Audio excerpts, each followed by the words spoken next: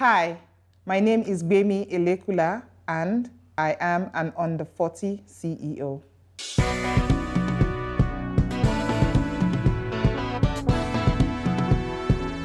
African Renaissance.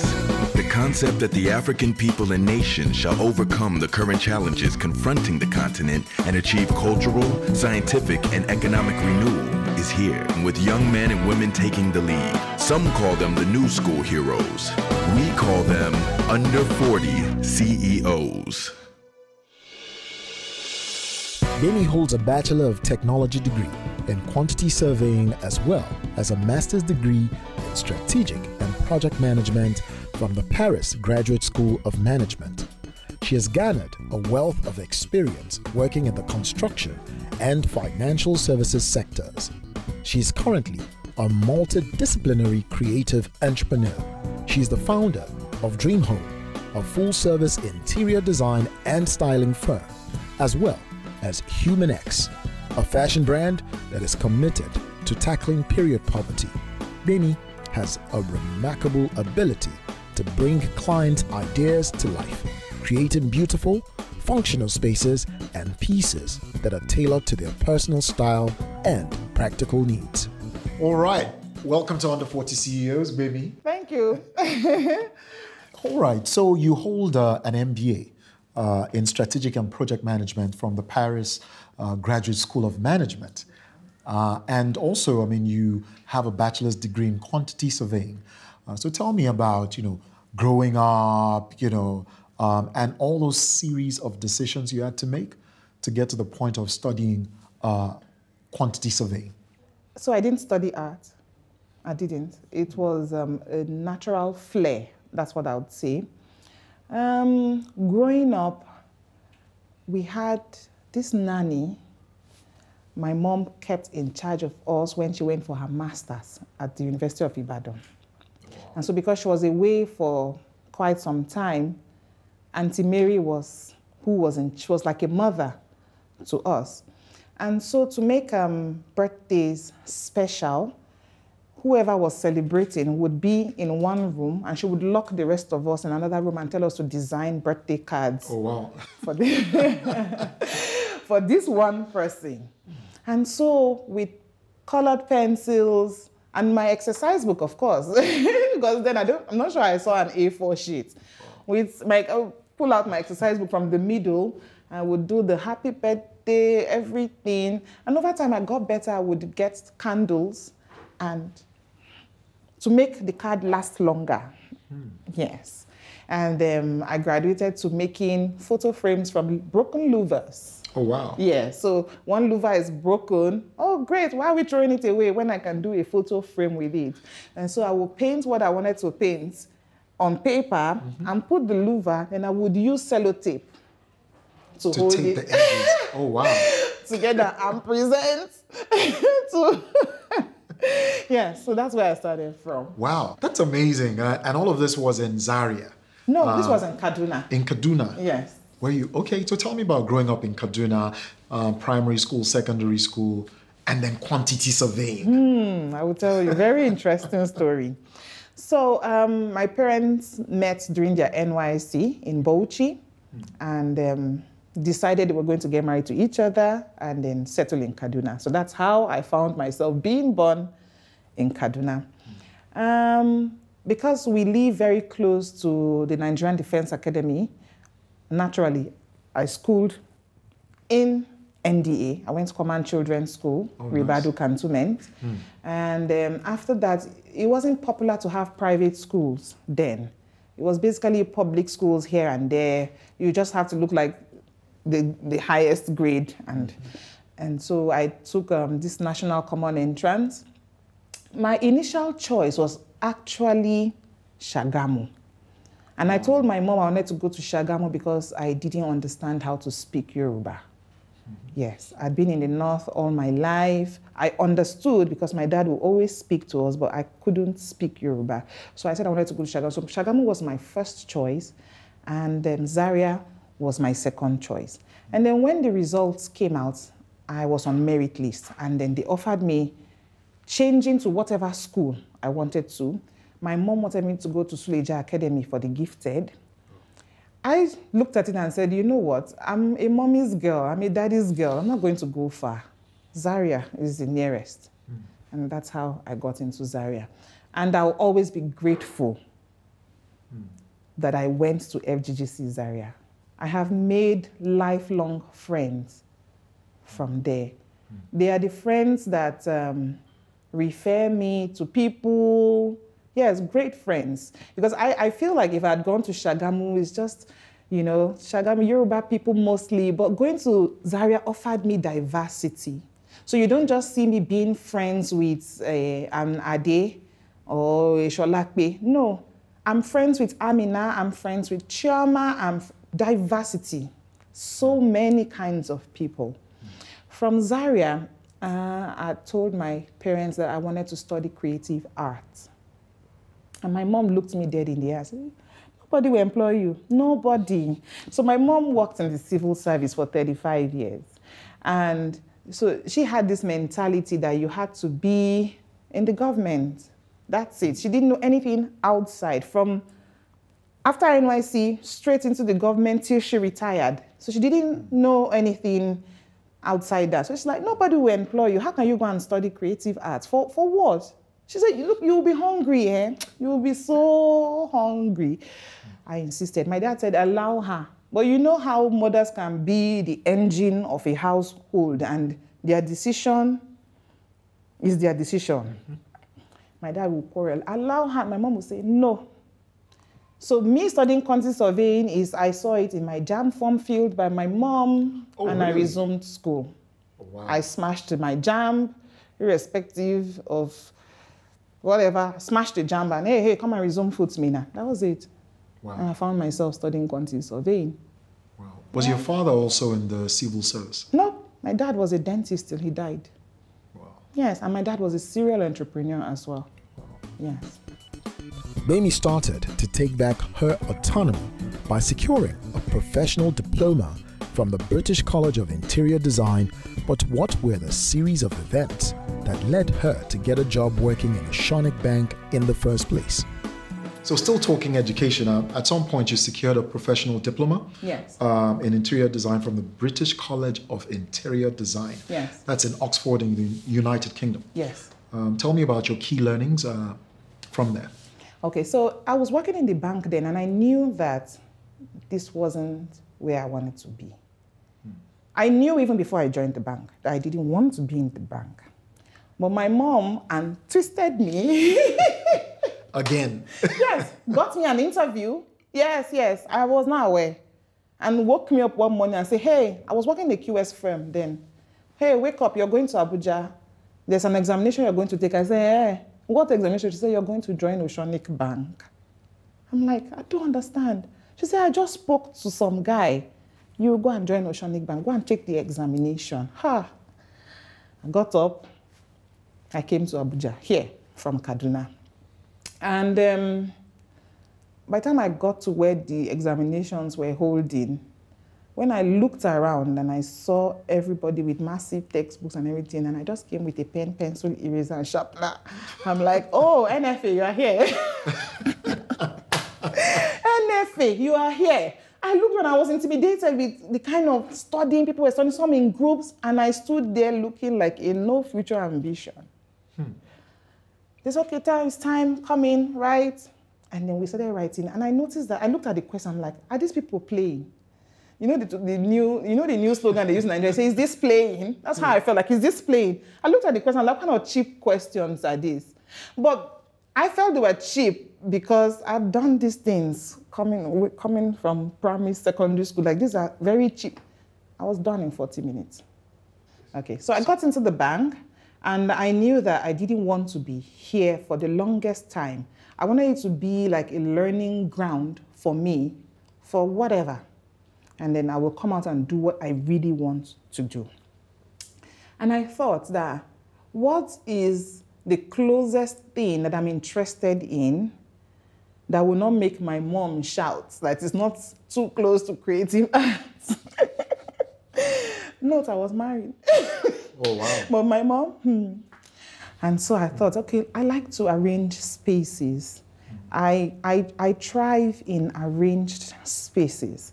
And so I can actually do something, you know, about making spaces look better. Okay.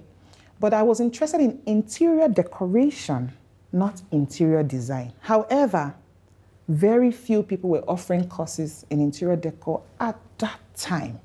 And so I went in for the full program, interior design. Amazing. Yes. And then it was hectic because, you know, banking, Nigerian banking is different from banking all around the world. It is tasking. I don't know what it's like now. I left in 2013. But at that time, this was the era of KYC, know your customer. And we would work Saturdays and Sundays. And I was a young wife, a new mom. So I was trying to balance marriage, balance motherhood, balance banking. It was hectic. But I still went and I took the course. I took the course, finished. I still was in the bank because I felt like, if I leave now to start, you know, that's the problem of a lot of entrepreneurs. Where do I start from? How do I break even? How do I break even? So it took me some time until I just made up my mind one day. You have to start from somewhere. While in the bank, I was taking jobs from people. Yes. So the spare time I have weekend, I would go supervise projects. Oh, it was a crazy time. But I was determined that before leaving the bank, I have to have something going. I don't want to come out of the bank and just start. I have to build trust from clients, let people know that, okay, this is what I'm doing while I'm still in this other place. So that by the time I come out, you already know me and know what I offer. And that was it. Studied, took jobs, was working 2 jobs at that time. And still running. Nursing a baby. And then the interior business as well. She studied, worked 2 jobs, working hard to build trust from clients and carve a niche for herself in the interior design space. But I'll take you back just a little bit. You know, so straight out of university, you joined Gimba and Partners. Yes, Gimba and Partners. That's the quantity. Before finishing school, I'd interned with them. And they had told me that, look, you're so good, why don't you want to do this? So I think maybe the kind of way we were brought up by my mom, you want to do it, you don't want to do it, you must be good at it. That's how my mom raised us. That if you find yourself doing something, if something is worth doing, that's what she says. If something is worth doing, then you might as well do it excellently. My mom would emphasize on having an excellent spirit till today. If you're going to spend time to do it, then do it well. So irrespective of whether I liked what I was doing or not, I was usually excellent at it. So I went into the QS firm like, oh, whatever, I don't want to be here. But before you would say, hey, everybody was like, oh, so go and meet Gbemi. Dude, I was already, as an intern, I was going to Kano, Lokoja. I was traveling. Oh, wow. Yes, for side projects. So as I was leaving after internship, the man was like, you come back and join us. Come back and join us. And how long did you spend with them? I didn't stay long. I was too restless. It wasn't what I wanted to do. Yes, I'm good at this, but it's not what I want to do. And you know how it is. You don't want something, you don't want it. So I stayed there for a while, and after one day I woke up and said I was going to join the man. The man said, no. Why? Oh, you're so good at this. Why are you going to join the bank? I said, sir, please let me go. I know this pains you, but please let me go. Let me just go. I didn't want to tell him that even the bank job I'm going to do is not what I want to do. It's just a stepping stone. Yeah. So he, with so much disappointment, he lets me go. All right. So from Gimba and Partners to Oceanic Bank. Oceanic Bank later changed to EcoBank. And you were still there? I was still there. Okay. And then at some point, you decided, okay, I've had enough with this side gig that I'm doing. I want to go full on. What prompted you to go full on? So sometimes you don't need any prompt. It's a natural flair. Like, this is what you want to do. You just find yourself tilting in that direction. You don't really need anything to say. You start to do things small, and then the next thing you find yourself inside it. So here we are today. So you've been described as a multidisciplinary, creative. What does that mean? I can build that behind you. Okay. I can make this. Okay. I can make that. Yes. All right, so DreamHome. My baby. Yes, your baby. So what unique challenges, was DreamHome set up to solve? Because I know that entrepreneurs are problem solvers by nature. Yeah. So what problems was it set up to solve? Okay, so DreamHome has 3 arms. It has DreamHome Interiors, it has DreamHome Fragrances, and then it has the gallery. In a chaotic world like this, someone has to create beauty. And if I'm the one that has been nominated. Who nominated you? I nominated myself. I'm ready. And so DreamHome Interiors does furniture, furnishing for homes. The fragrances, we decided to compete with international brands because we realized that people were spending a lot of money on home fragrances. And we're like, you know what? Let's key into this game, and bring value to these people at a lesser cost. That's how the fragrances started. The fragrances just started 4 years ago. 2018, yes, that's 4 years ago. Just an idea, like, you know what? And I remember buying chemicals, like, okay, this is how to mix it, this formulation, and nothing worked. I said, you know what? I'm going to get a company that is good at this to produce for us. And then I looked for one very good one who is producing for Yankee Candles, for Zara, yes, Waldorf Astoria, and then we said, okay, we too, come and produce for us. And that's how the fragrances started. Nice. The gallery too started 4 years ago. That's the third arm. Yes. I'm like, I love art. I've put myself in art from GSS 1 to SS3. I was the president of Fine Art Club. I used to go and represent my school all over Zaria. I love art. Why don't I gather people of like minds, create a space for them to exhibit their works for people out there to see and buy. And that's how that came about. Nice. So at what point did you decide to launch Humanx? And why? So I thought about this for the longest of times. And I felt like if I was going to take on Humanx, I would be taking on too much. But then I now looked at it. One day watching the news, on CNN, they were talking about period poverty. This is something that at the back of your mind, but you don't bring it to the front and address it. Like, there's really something like period poverty. And so I began to think that, so the menstruating females in the rural areas, how do they cope? Have you thought about it? How do they cope? You feel because the females in your life just have access to pads, you think it's the same everywhere? It's not. I will tell you for free that even women like me sometimes cannot afford their pads because pads are really expensive now. And so I began to think, how do menstruating females cope in rural areas? And I sat down with it, I was brooding, and I called my husband and said, do you know women menstruate all over the world, and there are poor women menstruating? When they see money to buy pad, my husband said, money, there must be some way. And I started asking questions. Oh, I heard the most horrible things. Some women would say they would bunch up clothes, rags, and put them. I actually heard a woman tell me that some people came for some charity work in her community, shared the disposable pads, and so when she uses one pad, she will wash it. Yes, you will hear the most gory stories. That was that. Apart from the lack of access to sanitary products, we now realize that people were shrouding menstruation in mystery. Why? What's mysterious about menstruation? There's nothing. Half of the world menstruates. Half.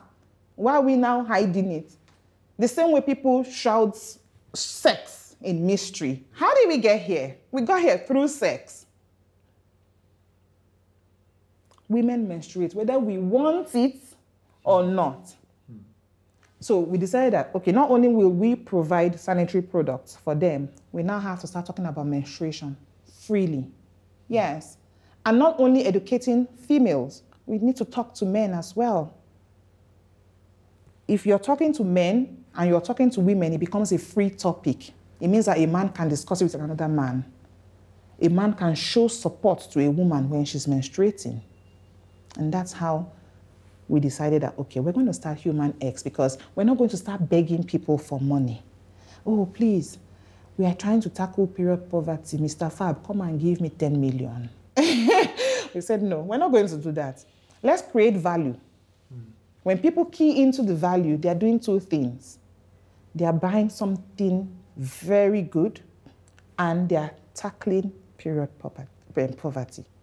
You're working for a cause, but you don't even know. You're saving a life somewhere. And so we got people to key into that. And that's how Humanx started. That's amazing. And it's sustainable too. Well, not overly for now, being that we just started. But we believe that we'll scale up and get there. The major thing is to keep talking about it, which doesn't cost money. Talk. Talk about it. Always talk. So we're trying to pull down all the taboos. Women should not cook when they are menstruating. All those nonsense, we're pulling them down. We're talking and we are doing what we're doing. Okay. Whenever we want to go out for outings, we have few people that come and say, oh, this is good. Let's support you. They send money. But the money too gotten from sales is included. So by the time we get bigger, we'll do more work. All right. Hi, my name is Gbemi Elekula, and you too can be an under 40 CEO.